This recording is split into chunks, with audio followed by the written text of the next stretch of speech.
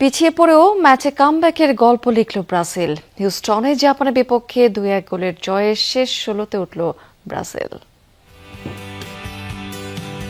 বিশ্বকাপে knockout match মানেই অদৃশ্য এক প্রতিপক্ষ ভর করে ব্রাজিলের ওপর। সবশেষ 5 আসরে 4টিতেই হারতে হয়েছে র্যাঙ্কিংয়ে 20-এর মধ্যেকার দলগুলোর বিপক্ষে। 29 মিনিটে কাইসু সানোর অবিশ্বাস্য গোল ফিরিয়ে আনে সেই পুরনো জুতো, কারণ সেরা 20-এর মধ্যে আছে যে এশিয়ান পরাশক্তিরা। অথচ অপরিবর্তিত একাদশ নিয়ে দাপুটে শুরু পেয়েছিল ব্রাজিল। বলে দখলের সঙ্গে আক্রমণ, কিন্তু ভিনি কুনিয়াদের সব প্রচেষ্টায় ব্যর্থ হচ্ছিল ব্লু সামুরাই রক্ষণ দেয়ালে। পাল্টা আক্রমণে কম যায়নি জাপান। সেলেসাওদের ডিবক্সের বাইরে বিপজ্জনক পজিশনে পাওয়া ফ্রি কিক কাজে আসেনি। তবে ব্রাজিলের ছন্দ নষ্ট করে হাইড্রেশন ব্রেক। 29 মিনিটে নিজেদের অর্ধে বল হারালে দুঃস্বপ্ন দেখে আনচেলত্তির শিষ্যরা। প্রতিপক্ষের খেলোয়াড়দের বোকা বানিয়ে বক্সের ঠিক বাইরে থেকে এক দুর্দান্ত কোনাকুনি বুলেট গতির শটে জাপানকে লিড এনে দেন কাইসু সানো। স্তব্ধ ব্রাজিল, হিউস্টনে উল্লাসে মাতে ব্লু সামুরাইরা। প্রথম আন্তর্জাতিক গোল সানো।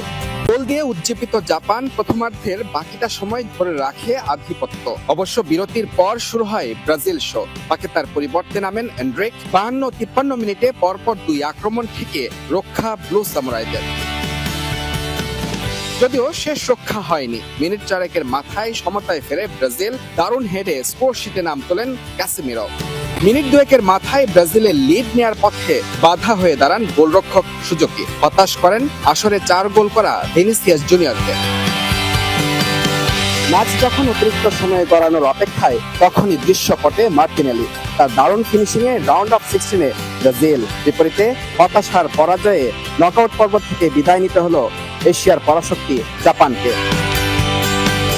পুরো ম্যাচে 72% বলের দখল, 25টি আক্রমণ, আর সেই 25টি আক্রমণ থেকে 2টি গোল পেয়েছে ব্রাজিল। বিপরীতে অন টার্গেটে 5টি শট ছিল জাপানের, সেখান থেকে 1টি গোল পেয়েছে।